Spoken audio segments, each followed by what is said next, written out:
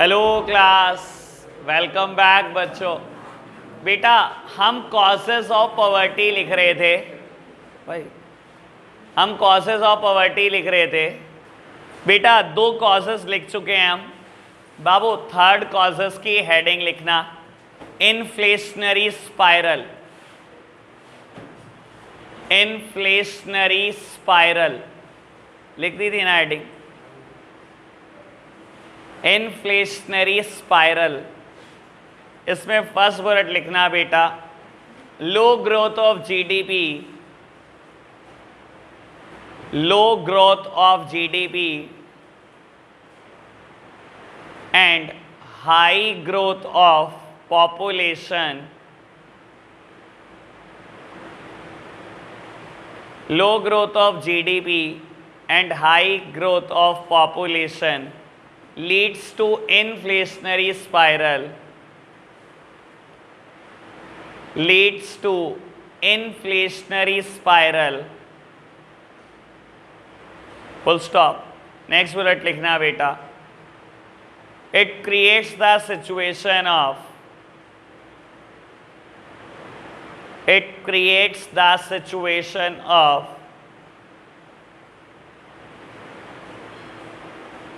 persistent rise in prices, persistent rise in prices।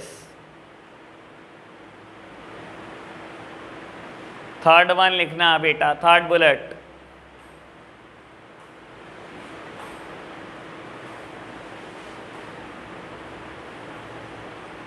those who are marginally above the poverty line, those who are marginally above the poverty line is driven below the poverty line, is driven below the poverty line। अभी समझाऊंगा बेटा, अभी लिखते चलो। Fourth heading लिखना बेटा, chronic and underemployment, chronic and underemployment. First bullet लिखना, chronic and underemployment is persistent in India, chronic and underemployment is persistent in India,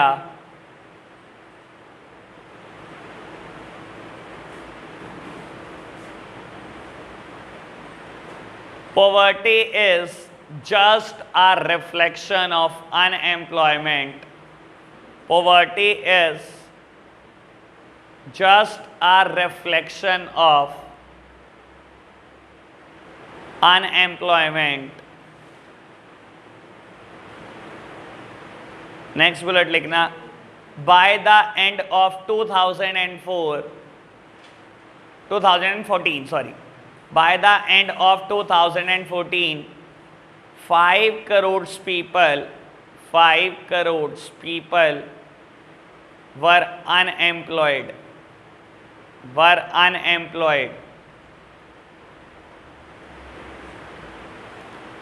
next लिखना बेटा हेडिंग अदर सोशल इंस्टीट्यूशन या other social factor लिख लो, other social factor.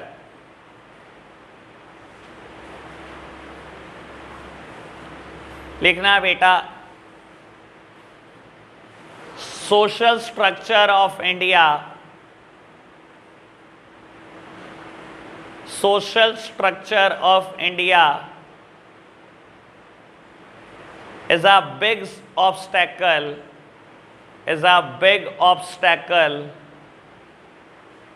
in the path of growth,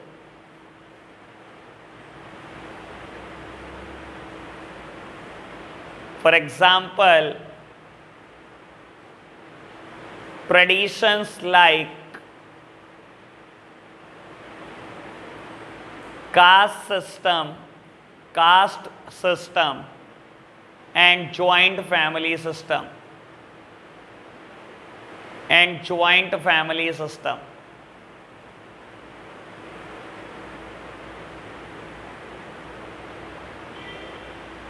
बेटा last heading capital deficiency, capital deficiency.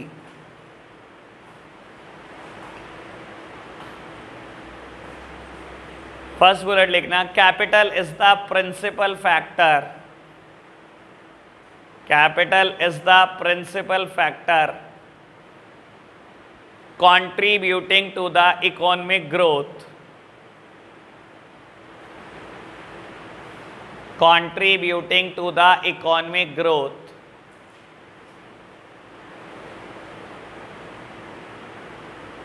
Next bullet लिखना, unfortunately, unfortunately in India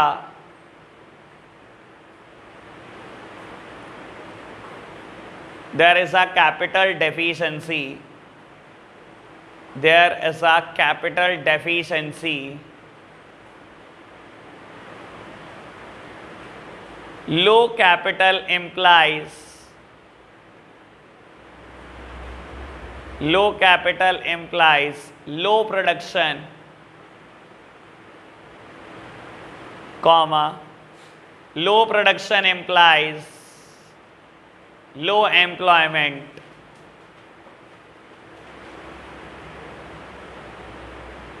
low production implies low employment, and low employment implies high poverty, low employment implies high poverty.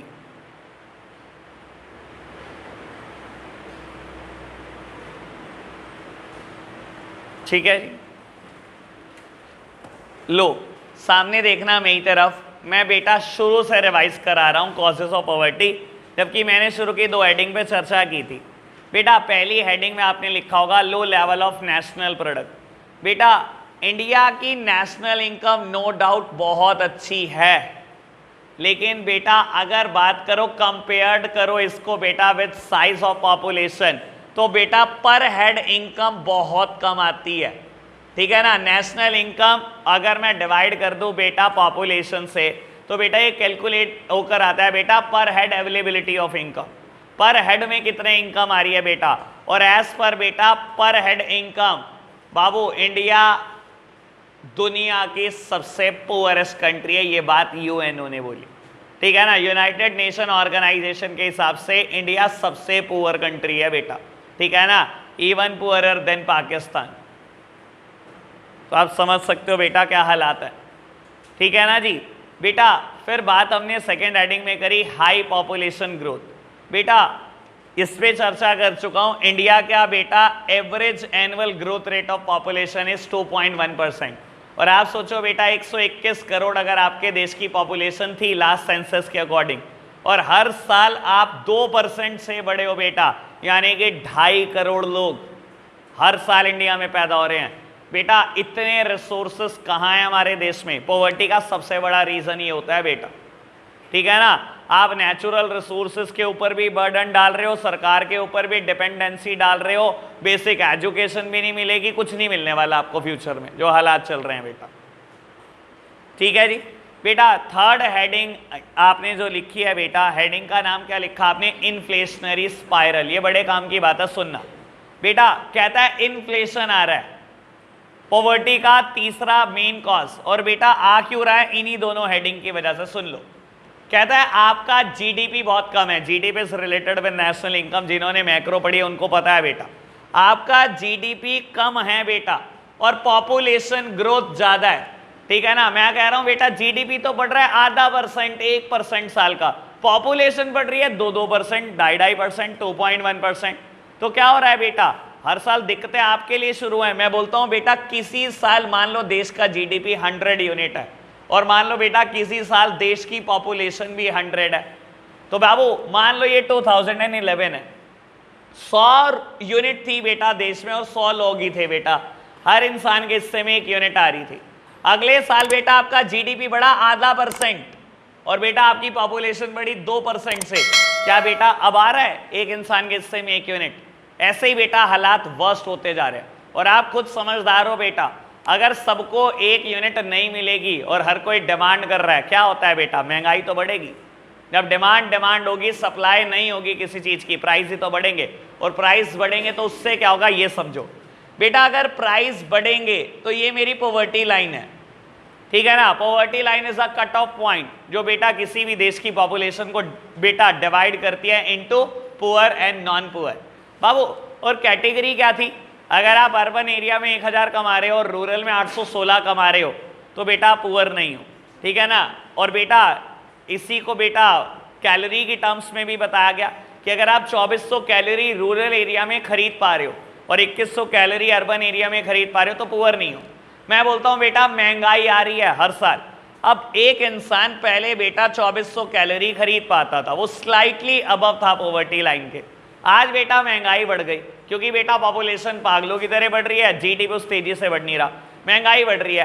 महंगाई बढ़ने से क्या हुआ बेटा, आज ये 2400 कैलोरी खरीदने लायक नहीं रहा, इसकी सैलरी में कोई ग्रोथ नहीं हुई। ये नौकरी जहां पर करता था बेटा उतनी सैलरी पे कर रहा है, लेकिन महंगाई बढ़ गई। तो आज अगर ये 2400 कैलोरी नहीं खरीद पाया बेटा, it is driven he is driven below the poverty line. Again बेटा I mean cause of poverty. जो भी पर्सन बिल्कुल थोड़े से ऊपर होते हैं ना पॉवर्टी लाइन के, हर साथ पॉवर्टी लाइन के नीचे दिखाई देते हैं बेटा, क्योंकि महंगाई बढ़ी जा रही है। समझ आई तीन बातें बेटा। Fourth heading is chronic and underemployment. Chronic and unemployment क्या होती है, पहले तो अनएम्प्लॉयमेंट ही क्या होती है। अनएम्प्लॉयमेंट किसे कहते हो आप? अच्छा एक बात बताओ, 135 करोड़ लोगों से कैलकुलेट होती है अनएम्प्लॉयमेंट, पहले ये बताओ। 135 करोड़ लोग हैं, ठीक है ना। मैं बोलूं 30 करोड़ के पास नौकरी है तो 105 करोड़ अनएम्प्लॉयड हुए। अनएम्प्लॉयमेंट किस सिचुएशन को बोला जाता है ये बता दो। देखो एक ना बड़ी सिंपल सी डेफिनेशन है, when a person is able to work, willing to work at existing wage rate but does not get work. इंसान काम करने लायक है, when a person is able to work, willing to work, काम भी करना चाहता है और तब भी काम नहीं मिल रहा बेटा, काम करना चाहता है किसी भी वेज रेट पे तब भी काम नहीं मिल रहा, वो अनएम्प्लॉयमेंट होता है।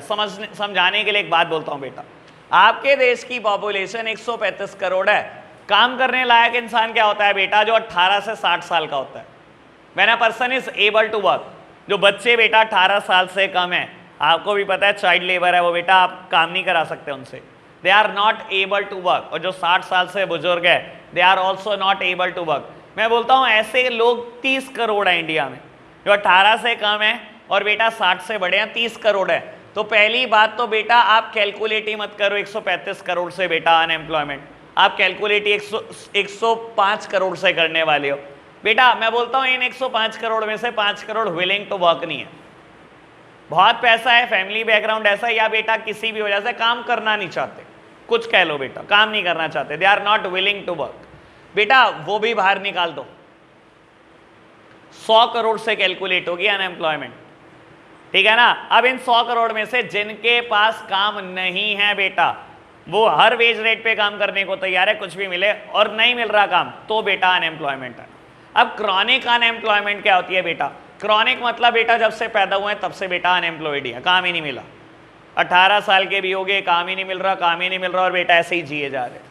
क्रॉनिक मतलब बहुत लंबे टाइम से बेटा अनएम्प्लॉयड है। और अंडर एम्प्लॉयमेंट क्या होता है, नाम से समझो, अंडर एम्प्लॉयमेंट बेटा काम तो मिला हुआ है लेकिन फुल टाइम नहीं मिला हुआ, ठीक है ना। दिन में बेटा 7 घंटे, वैसे बता देता हूं हमारी गवर्नमेंट के हिसाब से 42 आवर्स एक हफ्ते का अगर आपको काम मिलता है तो आप फुली एम्प्लॉयड हो, यानी कि बेटा 7 घंटे हफ्ते के 6 दिन, 42 घंटे अगर आपके पास हफ्ते का काम है तो आप फुली एम्प्लॉयड हो बेटा। इंसान फुल टाइम काम करना चाहता है लेकिन उसे फुल टाइम काम नहीं मिल रहा, ठीक है ना। जैसे कि बोलता हूँ पार्ट टाइम अकाउंटेंट, वो नौकरी करना चाहता है किसी के यहाँ, ठीक है ना। उसने बेटा एक इंसान ने उसे नौकरी तो दी, कहता है लेकिन मुझे पार्ट टाइम अकाउंटेंट चाहिए, मुझे सिर्फ 2 घंटे के लिए मेरी दुकान पे आइए, अकाउंट्स बनाइए और चला जाइए।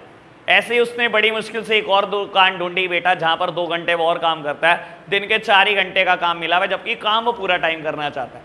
ऐसी चीजें होती हैं अंडर एम्प्लॉयमेंट बेटा। Poverty is just the reflection of unemployment. अगर एक इंसान अनएम्प्लॉयड है ऑटोमेटिकली इज अ पुअर। खुद सोचो, पॉवर्टी और अनएम्प्लॉयमेंट में कोई खासा अंतर नहीं हो बेटा। अगर एक इंसान अनएम्प्लॉयड है वो ऑटोमेटिकली पुअर भी तो है बेटा। जब कुछ कमा ही नहीं रहा, जब बेटा खाली बैठा हुआ है सारा दिन, कुछ भी नहीं कमाएगा, तो 1000 भी बहुत बड़ा लगेगा बेटा, 816 भी बहुत बड़े दिखाई देंगे बेटा। Poverty is just a reflection of unemployment, और इंडिया में अनएम्प्लॉयमेंट की कोई कमी नहीं है बेटा, अंग्रेजों से चलती आ रही है और आज तक चल रही है बेटा, कभी ये समस्या खत्म नहीं हुई।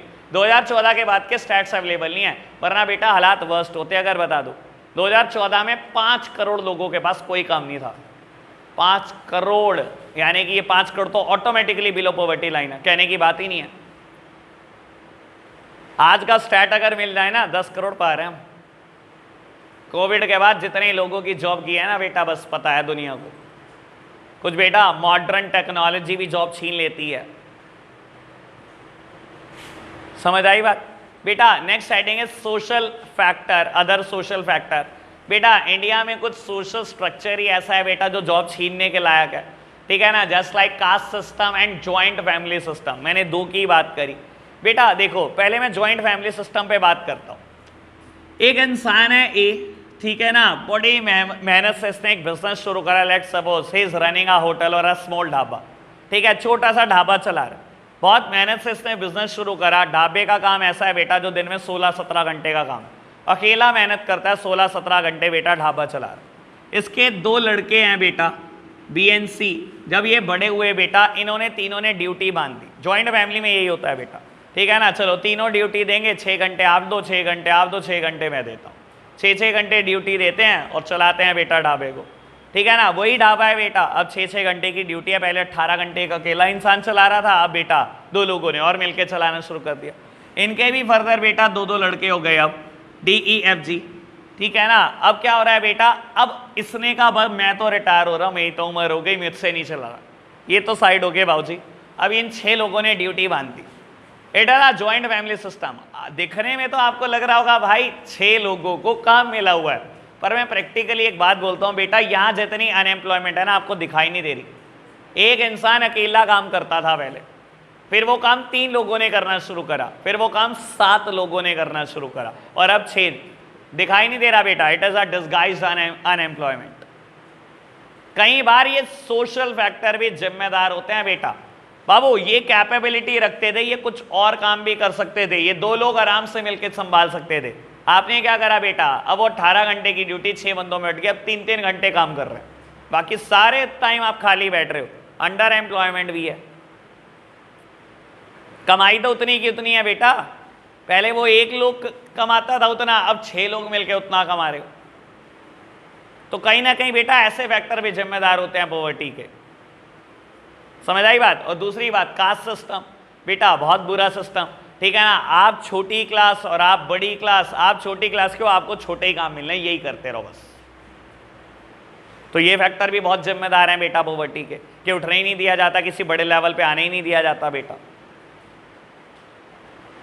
क्लियर बात बाबू। लास्ट हेडिंग है कैपिटल डेफिशिएंसी, ठीक है ना। बाबू आपको भी पता है, जब हमने वो इकोनॉमी इनहेरिट करी ब्रिटिशर से, हमारे को एक करेक्टरिस्टिक दी गई कि जो हमने इकोनॉमी इनहेरिट करी है बेटा, it is a capital deficient economy and a labour surplus economy. बेटा एक ऐसी इकोनॉमी जिसके पास कैपिटल नहीं है, ठीक है ना। और जब कैपिटल नहीं होती तो क्या समस्या होती है बेटा, छोटी कैपिटल है, 50,000, लाख, 5 लाख, 10 लाख, छोटी कैपिटल से बिजनेस शुरू करोगे, छोटा ही प्रोडक्शन कर पाओगे।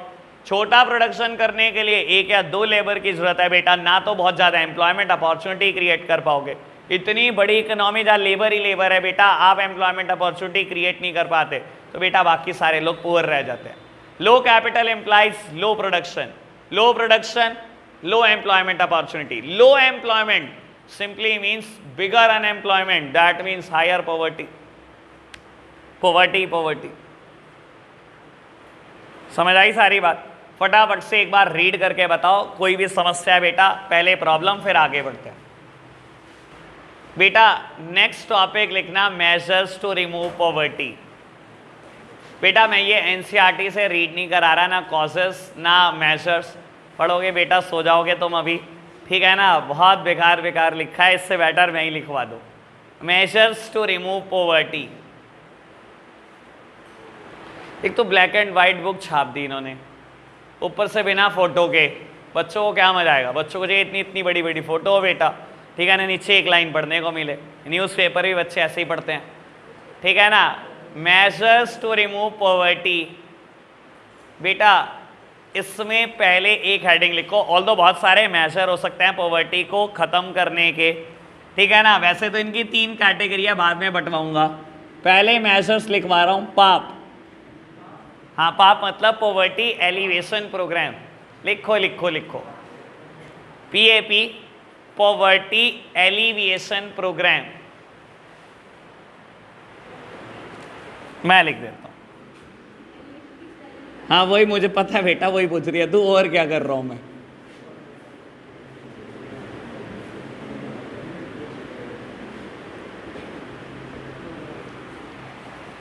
पॉवर्टी एलिविएशन प्रोग्राम, बेटा अब ये जो प्रोग्राम है ना, ये बड़े अजीब से, और आपको पता है वो स्वर्ण जयंती शहरी रोजगार योजना, स्वर्ण जयंती ग्राम स्वरोजगार योजना, अब ये सब हमें याद रखना है, ठीक है ना। 8 हैं, 8 याद रखनी है, ठीक है जी। और आएगा जरूर पेपर में से, ऐसा हो नहीं सकता इनमें से कुछ ना पूछे हो बेटा। और MCQ में तो इसमें बहुत जान निकाली जा सकती है, ईयर भी पूछा जा सकता है, डेट भी पूछी जा सकती है, किसका क्या एम था, सब कुछ पूछा जा सकता है।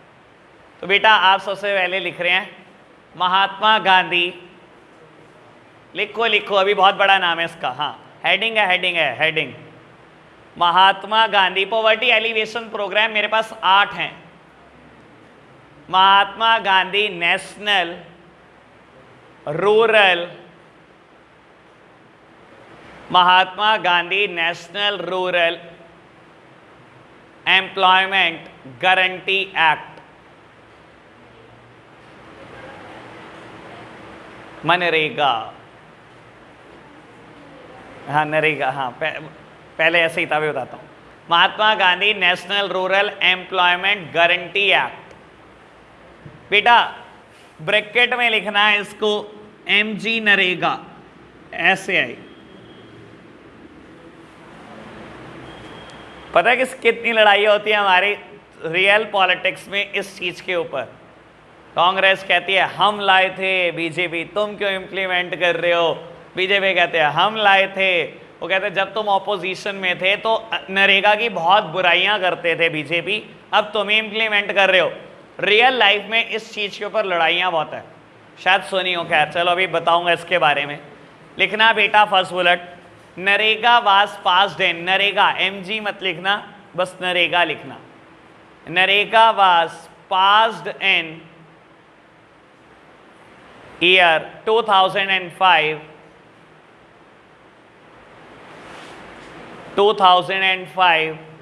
and renamed in 2006, renamed in 2006 as MNREGA. बेटा जी भी हटा देना, MNREGA MNREGA,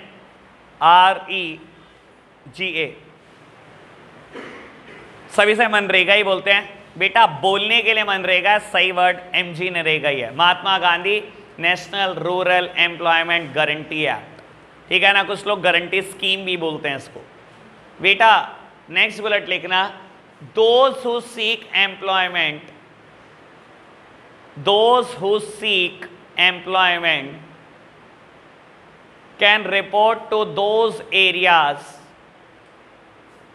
can report to those areas where the scheme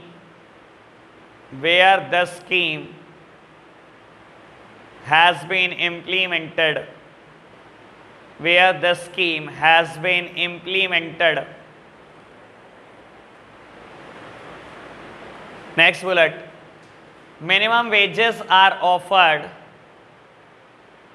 minimum wages are offered for minimum 100 days, minimum wages are offered for minimum 100 days. Next bullet, next bullet में heading लिखना M, और बेटा hyphen करके लिखना development of infrastructure, develop same इसी के आगे development of infrastructure, यानी कि मनरेगा का एम क्या था? लास्ट बुलेट है, फोर्थ बुलेट, उसमें लिखना है एम, हेडिंग लिखना है एम और उसके आगे लिखना है डेवलपमेंट ऑफ इंफ्रास्ट्रक्चर। चलो समझाता हूं बेटा क्या स्कीम है ये। सामने देखना, मेरी तरफ देखो राहुल भाई, नमन छोड़ दे पेन अब। बेटा बाबू 2005 में कांग्रेस गवर्नमेंट स्कीम लाई जिसको इन्होंने बोला नरेगा।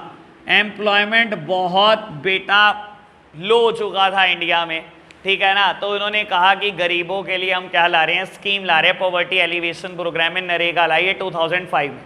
नरेगा का नाम क्या था बेटा? National rural employment guarantee act, नौकरी मिलने की गारंटी, ठीक है ना बाबू। एक ही साल में इसको गांधी जी के नाम पर ट्रांसफर कर दिया गया, इसका नाम कर दिया गया एमजी नरेगा, लेकिन हमेशा हम प्रोनाउंस करते हैं मनरेगा, कोई नहीं बोलता बेटा ऐसे एमजी नरेगा, सब बोलते हैं मनरेगा, ठीक है। 2006 में स्कीम का नाम बदलकर मनरेगा कर दिया गया। बाबू स्कीम है क्या ये बेटा? इन्होंने बोला हम गांव-गांव सड़क बनाएंगे, ठीक है, और सड़क बनाएगा कौन? आप ही लोग बनाओगे, ठीक है ना, जिनके पास एम्प्लॉयमेंट नहीं है। और हर गांव में स्कीम नहीं चल रही होती है बेटा, किसी एक स्पेसिफिक गांव में चल रही होती है, कभी कहीं बेटा पूरे इंडिया में 500 गांव में चल रही है, कभी 250 में चल रही है, कभी 300 में चल रही है। किसी को एम्प्लॉयमेंट चाहिए उस गांव में आकर रिपोर्ट करो और बेटा हम आपको मिनिमम वेजेस देंगे और कम से कम साल भर में 100 दिन की जॉब देंगे। मिनिमम वेजेस देंगे, मिनिमम वेजेस सरकार बताएगी बेटा, लगभग बेटा 300 रुपये दिहाड़ी। तो रोज के अगर हम आपको 300 रुपये दें और 100 दिन के काम की गारंटी दे रहे हैं तो आप साल भर का 30,000 रुपये कमा रहे हो। और बेटा 30,000 साल का कमा रहे हो यानी कि महीने का 2,500 कमा रहे हो, तो आप अबव पॉवर्टी लाइन, आपको हम पॉवर्टी लाइन से बाहर निकालने में हेल्प करेंगे, ठीक है ना। काम क्या है बेटा? एम क्या है? Development of infrastructure. MNREGA scheme में इंफ्रास्ट्रक्चर डेवलप कराया जाता है। जो भी काम करना चाहता है, जिसके पास कोई काम नहीं है, आओ उस गांव में काम कर लो आकर बेटा जहां ये स्कीम चल रही है। मिनिमम वेजेस देंगे ही देंगे और 100 दिन कम से कम बेटा पूरे साल भर में 100 दिन काम कराने की गारंटी है, कम से कम 100 दिन तो काम कराएंगे। वो बात अलग है बेटा, इस स्कीम में भी झोल बहुत है। अच्छा आपको लगता है क्या लिमिटेशन होगी स्कीम की? सोचो लिमिटेशन क्या होगी। ऑल्दो खैर मैं बाद में लिखवाऊंगा, ठीक है ना। मेरे कल का टॉपिक है क्रिटिकल असेसमेंट ऑन पीएपी। हम असेस करेंगे बेटा पीएपी कितना सक्सेसफुली चल रहे हैं, कितना नहीं चल रहे, कमी क्या होगी। नहीं, वेजेस तो बैंक अकाउंट में ट्रांसफर होती है, प्रूफ भी देना होता है, ये तो पक्का ही बात है कि वेजेस तो मिलेंगे। एक्सेस बहुत कम को होगा, मानता हूं, पक्का ऐसा होगा। हाँ जी, नहीं बेटा काम तो लिया जाता है, लेकिन होता पता है क्या? देखो मैं आपको बताता हूँ, रूरल एरिया में जो थोड़ी सी भी इंसान अथॉरिटी रखते हैं ना बेटा, वो अपने परिवार वालों के नाम बहुत डलवा देते हैं। रूरल एरिया में अथॉरिटी कौन रखता है बेटा? सरपंच। करते क्या है बेटा, अगर काम कर रहे होंगे एक्चुअलिटी में 50 लोग वहां पर, ठीक है ना, नाम जा रहे होंगे सरकार के पास 100 के, बाकी 50 के नाम, 5 सरपंच हैं बेटा, ठीक है ना, सबने अपने अपनी फैमिली मेंबर के 10 नाम भेजे हुए हैं इधर उधर रिश्तेदारों के, आ रहे उनके खातों में पैसे, काम कोई नहीं कर रहा बेटा। ये उल्टे सीधे काम बहुत होते हैं बेटा। तो हर स्कीम के बेटा ड्रॉबैक भी बहुत सारे हैं, हर चीज़ से फ़ायदा ही नहीं मिला, नुकसान बहुत देते हैं बेटा गवर्नमेंट को, ऐसी चीज़ है। चलो खैर लिखना बेटा नेक्स्ट वन, नेक्स्ट पीएपी लिख रहे हैं हम बेटा, फूड फॉर वर्क प्रोग्राम।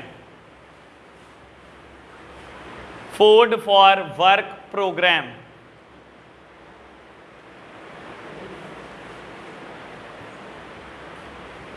दो ही बुलेट है इसमें बेटा। फर्स्ट बुलेट लिखना launched in year 2004, launched in year 2004। Next bullet लिखना बेटा wages were partly paid in cash, wages were partly paid in cash and partly in food.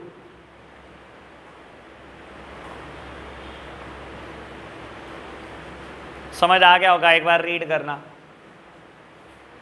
Food for work programme नाम से ही समझ में आ रहा है बेटा, ठीक है ना, काम करो और खाना ले जाओ, गरीब हो काम करो और खाना ले जाओ। सरकार आपको बेटा पार्ट वेजेस देती है फूड में और पार्ट बेटा कैश में। स्कीम आई थी 2004 में। थर्ड लिखना बेटा, थर्ड स्कीम स्वर्ण जयंती, स्पेलिंग SWARAN, स्वर्ण, स्वर्ण मतलब 100, जयंती JAYANTI, स्वर्ण जयंती, ग्राम, ग्राम मतलब गांव GRAM, ग्राम स्वरोजगार योजना, स्वरोजगार मतलब सेल्फ एम्प्लॉयड।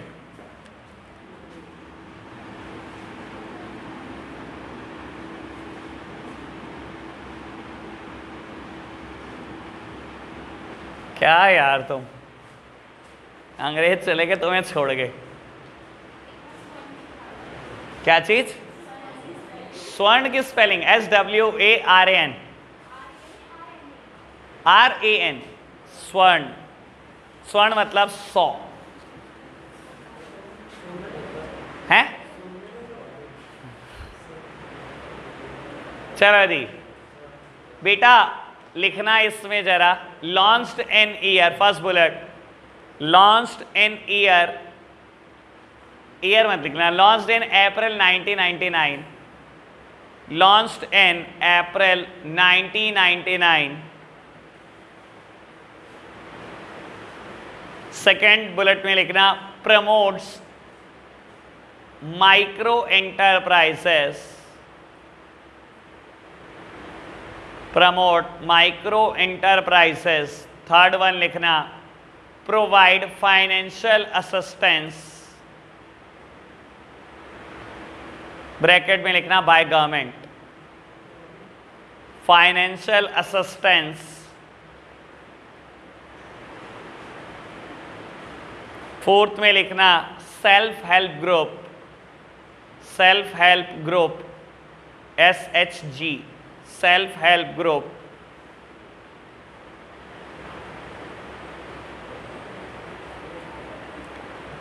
लास्ट वन लिखना, last bullet restructured into, restructured into NRLM।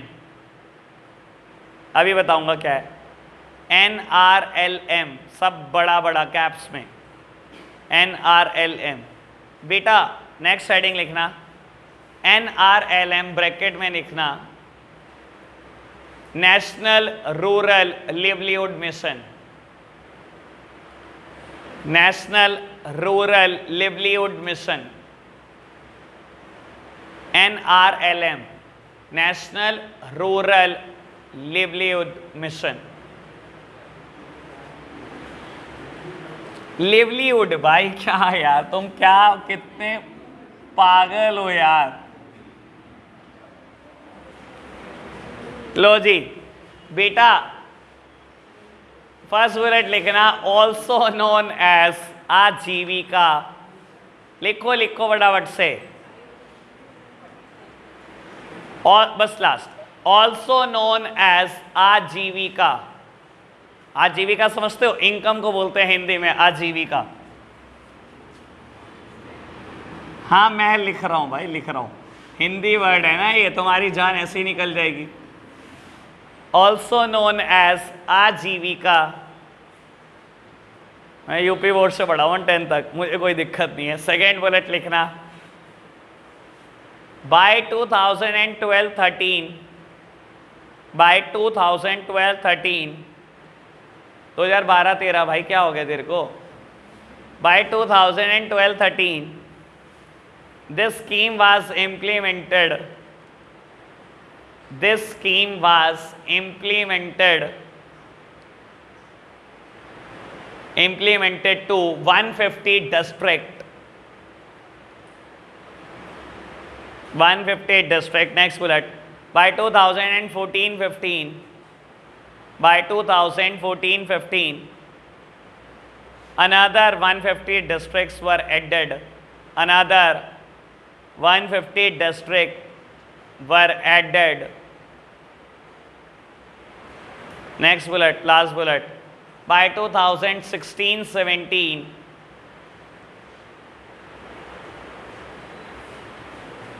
This scheme was extended to whole of India. This scheme was extended to whole of India.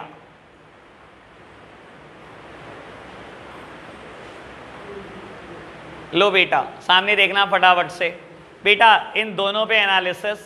स्वर्ण जयंती ग्राम स्वरोजगार योजना, मतलब समझ लो बेटा, स्वर्ण जयंती ये तो बेटा किसी की जैसे 100 बर्थ एनिवर्सरी सेलिब्रेट कर रहे हो वैसे बोला जाता है। स्वर्ण मतलब 100वीं जयंती, 100 बर्थडे हो किसी इंसान का।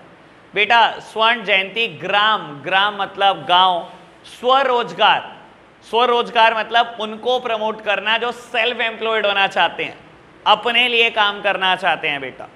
ठीक है, अब समझ लो बेटा, मतलब समझ में आ गया आपको स्कीम का। बेटा गवर्नमेंट ये स्कीम लाई थी अप्रैल 1999 में, और बेटा किनको प्रमोट करना एम था? माइक्रो एंटरप्राइजेस को। आपने शायद ये वर्ड कभी पढ़ा हो बेटा, मैं बता देता हूँ। 11th क्लास में आपके पास बेटा स्मॉल बिजनेस एक चैप्टर था, उसमें ये वर्ड आता था MSME। सुना है बेटा कभी? MSMED एक्ट था 2006, micro small and medium enterprises development act 2006। बेटा micro small and medium enterprises, आप समझ लो बेटा माइक्रो एंटरप्राइजेस क्या होंगी। बता देता हूं बेटा, जिस बिजनेस में मशीनरी में 10 लाख रुपए लगे होते हैं उसे हम बेटा माइक्रो एंटरप्राइजेस बोलते हैं। सबसे छोटी एंटरप्राइजेस, बिजनेस में कुछ नहीं लगा हुआ बेटा, 10 लाख रुपए चाहिए, वो भी नहीं है बेटा। तो बेटा गवर्नमेंट का एम था बेटा कि स्कीम से हम माइक्रो एंटरप्राइजेस को प्रमोट करेंगे, बहुत छोटी एंटरप्राइजेस हैं, और उनको हम फाइनेंशियल असिस्टेंस देंगे, फाइनेंशियली हेल्प करेंगे, लोन दिलवाएंगे बहुत कंसेशनल रेट पर या फ्री ऑफ कॉस्ट, बिना इंटरेस्ट का लोन दिलवाएंगे बेटा। बाबू गवर्नमेंट ने इसी स्कीम में परमिशन दी कि आप सेल्फ हेल्प ग्रुप बेटा क्या कर सकते हो? फॉर्म कर सकते हो। सेल्फ हेल्प ग्रुप समझते हो बेटा? मॉडर्न जमाने की कमेटी को सेल्फ हेल्प ग्रुप बोलते हैं, ठीक है ना। बस फर्क क्या होता है सेल्फ हेल्प ग्रुप और कमेटी में कि कमेटियां रजिस्टर्ड नहीं होती, अनरजिस्टर्ड होती हैं। एक इंसान कमेटी का पैसा लेकर भाग जाए बेटा, आप पूरी जिंदगी लगा लो, उसके खिलाफ कोई केस नहीं कर सकते, क्योंकि कमेटियां अनरजिस्टर्ड होती हैं। अगर वो आपसे कमेटी उठाने के बाद पैसे ना दे बेटा, तब भी आप कुछ नहीं कर सकते। देखो नाम क्या है? Self help group. गांव के 20 लोग मिले, सबने बोला हम क्या करेंगे, महीने का 2-2 हज़ार रुपये कॉन्ट्रीब्यूट करेंगे। ठीक है, 20 लोग मिले, महीने का 2-2 हज़ार डालते हैं, 40 हज़ार इकट्ठा होता है। पहले महीने तुझे जरूरत है तू ले जा, दूसरे महीने तुझे जरूरत है तू ले जा। यही तो चीज कमेटी होती है बेटा मॉडर्न जमाने में, यही चीज सेल्फ हेल्प ग्रुप होती है। जिसको जरूरत है बेटा वो ले जाए, लेकिन सेल्फ हेल्प ग्रुप गवर्नमेंट के पास रजिस्टर्ड होते हैं, कोई भाग नहीं सकता, कमेटियां रजिस्टर्ड नहीं होती। तो बेटा जो भी पर्सन अपना काम शुरू करना चाहता था उसको प्रमोट करने के लिए स्कीम लाई थी अप्रैल 1999 में। बाद में बेटा इसको मर्ज कर दिया गया NRLM में, नेशनल रूरल लिवलीहुड मिशन में। कहता है ये स्कीम को बेटा 2012-13 तक इंडिया के 150 डिस्ट्रिक्ट में लाया गया। अगले 2 साल बाद 14-15 में दूसरे 150 डिस्ट्रिक्ट ऐड करे गए, और 16-17 में पूरे इंडिया में ये स्कीम फैल चुकी थी। इसका नाम है आजीविका। NRLM को प्यार से आजीविका बोलते हैं। आजीविका मतलब इनकम, इनकम को बोला जाता है बेटा आजीविका। समझ आई बात? चलो जी आज इतना ही रखते हैं बेटा, बाय बाय।